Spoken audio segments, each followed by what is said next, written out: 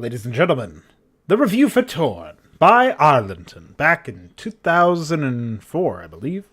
It's a relatively old production in the grand scheme of things, not quite as old as some of the others that we've been playing around with recently, most notably the very previous campaign that preceded Torn, Birth of Tassadar, was back in 2000, so it's a couple of years, it's younger.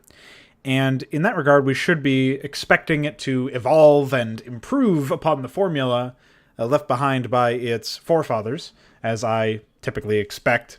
Or at least I try to say that I expect that. I don't really expect that in actuality. That would be the ideal scenario, as medium ages, its products that belong to it become improved because, their developers learned from what came before. That is what you would expect, or what you should expect, but unfortunately it's not what ends up happening. It's where expectation and reality are very different in that particular respect. So with that little forward, we can get into why I feel Torn was ultimately a mediocre experience.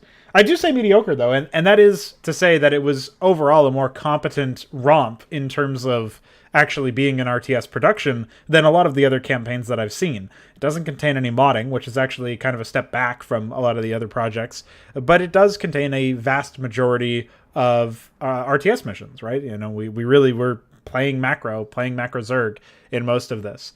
And yes, there were gimmicks, and certainly there were very peculiar layout decisions and map choices. For example, the second mission is significantly easier than the first. Usually you want a difficulty curve that tends to scale up, and maybe it cools down at certain points, but it's generally pointing towards larger scale with more on the line, a representation of what the story is all about. And typically you want your story to start out at a reasonable opening and then move into larger scale stuff with more on the line, more stakes. I'm a meat eater after all. So it makes sense in that respect that you would want each mission to be sequentially more challenging than the last to some degree. Maybe there's certain instances where this doesn't necessarily have to apply all the time, but that's generally my take on it. And why, for example, this campaign, it makes sense, I guess, that the last playable mission is so damn challenging. It's just, I feel like it was a missed opportunity to be consistent with what else the campaign had. Unfortunately, what was consistent about this campaign was a lot of the same AI scripts being run. Now, I guess the same AI scripts were run in the last mission, it's just that some of them were cloned, and so you had to deal with a really retarded amount of defense. And you didn't really have the tools to fight back against it. Of course, I'm speaking about the mission that comprised, actually, I think, out of all of the missions I played of Torn, this took the most time, because it was just the one that I spent the longest time trying to restart on before I finally gave up and decided, I'm just too tired, I'm going to go ahead and cheat, and we'll talk about why I did that, I guess now. I was thinking I was going to actually have a retrospective, but interntainment and Down syndrome triggers destroyed me. So you can just thank his credits for absolutely annihilating me. That was insane. There was no time for a credits rant. I was just too... I was in disbelief, we'll say. So why did I decide to not engage with the game at that particular point? I actually think that maybe if I had spent some time, taken a break and then gone back to it and tried to attempt it again with a clearer head and without being as frustrated as I was, because I certainly was frustrated, let's make no bones about it, I probably would have tried a couple of different strategies, and I probably would have eventually been able to win. I'm not really 100% sure what the winning strategy would be. Grand Benja on my Discord server and in the YouTube chat at the time when I was playing did suggest Defilers as the actual answer. And so maybe I was, being a little bit unfair for that particular mission. My main concern is the fact that there was no money. And there's certain things that were very obviously designed to gimp you, like having your hatchery at just the right spot to fuck you so that you couldn't build a hatchery in a better location closer to the resources because it was just 2 tiles above instead of 3. Magic number, by the way.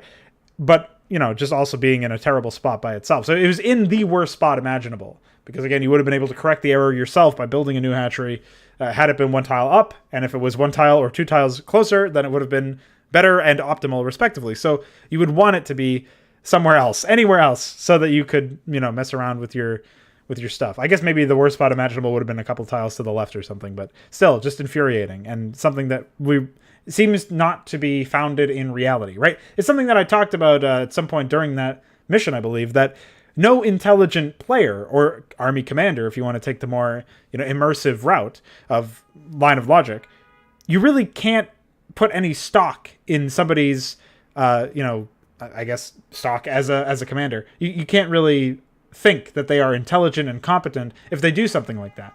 And there's really no excuse for that kind of behavior. Blizzard does this in Warcraft 3 a lot, actually, and probably just in general throughout the entirety of their RTS campaign, with the exception, I think, of StarCraft 2. I think all of the StarCraft 2 campaigns had your starting base right where it belongs. But we don't get to pick our starting base. It's pre-placed for us, and that's fine. It should, the main structure probably should be pre-placed for us. This isn't Command & Conquer where we can just deploy something at the beginning at the drop of a hat and immediately start building. There's build time, and you have to respect that. So, of course, starting us out with a couple of structures is fine. But the rest of our base was also kind of laid out in a stupid fashion. You have to think when you're pre-placing stuff, and I've said this in like the Legends of Arcane review, for example, for I believe the first Human book. When you're pre-placing something as a developer, what you're saying is this is where you should be placing the stuff, right? Like that's kind of the argument you have to be making, is I'm placing this stuff because it's going to be useful here, or it's at the very least not going to be in your way here. But obviously the hatchery was in our way. The spawning pool was placed in a really annoying position as well. The first two colonies, like only one of them was really in a useful position. The one in the upper hand was not really that great. So trying to build a defense around what we already have, trying to build a defensive wall of colonies and lurkers and stuff, was made more difficult than it should have been because of the spawning pool placement and because of the sunken colony placement. And trying to gather resources was made more difficult than it should have been by way of the really shitty hatchery placement. And so you can see here where there's things that are steps that were taken to, in my opinion, deliberately fuck with the player, but I guess we don't really know that. I can't say that for sure. Maybe it was an oversight, but I really fail to think that anybody even beat this map in the internal testing or whatever. Maybe I'm just wrong about that. Maybe there was an obvious solution that I missed. Maybe they were just better players than me.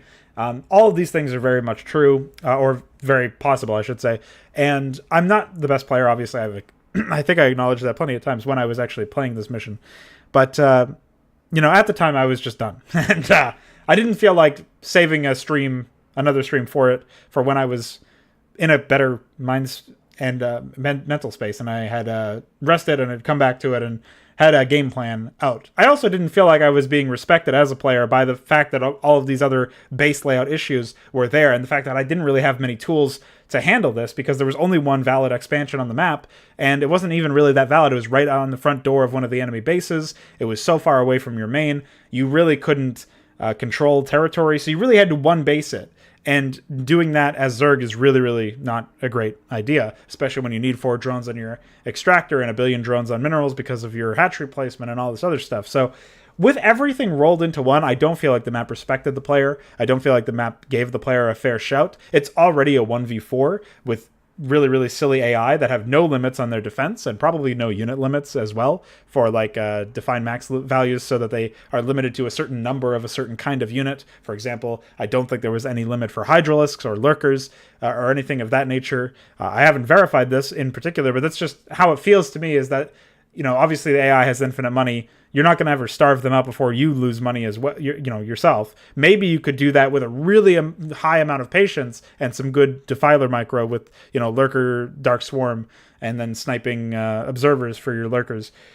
Something like that may work for all I know, but it would take a long time, and you're not being engaged in a fair manner at any point during this entire exchange. And so it doesn't feel like it's really a legitimate difficulty in any capacity. And so at that point, I don't feel the need to respect the map if I feel like the game itself is not respecting me.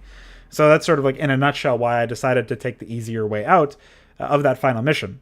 I don't really think it's the biggest of deals. I'm not saying it because I feel the need to defend myself. I'm just trying to add some color to sort of the decision-making why. Because when a player decides to completely disengage themselves from your product, from your project, you kind of want to know why. You want to have some explanation as to why that happens. Especially from me as a developer as well as a player. I want to know why I'm feeling the way I'm feeling, and I wanted to articulate that so it was on the record and in a way where I wasn't being vitriolic in the moment because I was really upset. So that's basically the best way that I can explain it in a relatively level-headed manner. So with that being said, the other issue with that mission being so difficult, and not in a legitimate way again, in my opinion, is the fact that you don't have anything even remotely close to that in the earlier missions. Yes, they're macro, but they're not even close to that level of silliness. In fact, one of the key ways that you won in the previous missions, aside from getting random rescuable hive clusters with guardians and stuff, and Nidus canals and whatnot, one of the main ways that you got that done was actually by expanding a lot, building a lot of bases, mining from multiple bases. That's something that I appreciated, even if some of the bases, or some of the maps rather, were lower econ than others, and it wasn't very consistent or linear either. And map 1 is less of a lower econ than map 2 is less than lower econ than map 3, and so on and so forth. It wasn't linear, just like the difficulty spike. It sort of curved up and down before really reaching an absurd threshold where it became super low econ, but also super challenging in the final mission, whereas the first mission, by comparison, was actually much stronger, in my opinion, than the final one. And that's not really what you want, obviously. And so since your decision-making is sort of ran down a certain path, funneled down a certain pathway, because you're at this point used to expanding and multi-base gameplay, that's the first thing that you look to do when you're entering into the finale. And that's actually the first thing that is going to get you killed in the finale. So from my perspective, that was one of the main issues with that as well, is that the tactics and the techniques that you were using to find success in the earlier missions are no longer good. And at that point, your last mission is tantamount to a gimmick. It's certainly driven by a gimmick in that case. And so it felt very, very faux pas in that respect. I didn't think that it was a great closer. And I certainly didn't feel rewarded by the insane Dark Archon speech. I don't know what to make of that one still. A story for sure is a complete disaster. I'm not going to say too much on that. I think people can come to their own conclusions, especially after I talked a lot at length about story in the previous custom campaign review that I did for Birth of Tassadar. But Arlenton had some, macro-focused gameplay in general in this campaign, and I am appreciative of that. I definitely am sympathetic to the idea that if you're not modding, you have no idea what the fuck AI scripts do, you're running them all over the place with really no rhyme or reason, no understanding of how they work at a lower level, or even a passing layman's understanding of what AI does when you give it certain tools and when you don't give it other tools. To that point, I think he made a competent-ish, mediocre campaign, right? An average, baseline level campaign. This is the least you would expect from macro missions when you're booting them up in 2004, is, you would like to see some modding. You would like to see maybe some new units or some changes to the heroes. You would like to see some changes to the AI as well, so that they would facilitate some more engagement. But at the very least, you can at least take a look at it and say, there were no inaccessible mineral fields, at least none that I remember. Obviously, a huge problem with a lot of the other campaigns, most notably Birth of Tassadar, once again.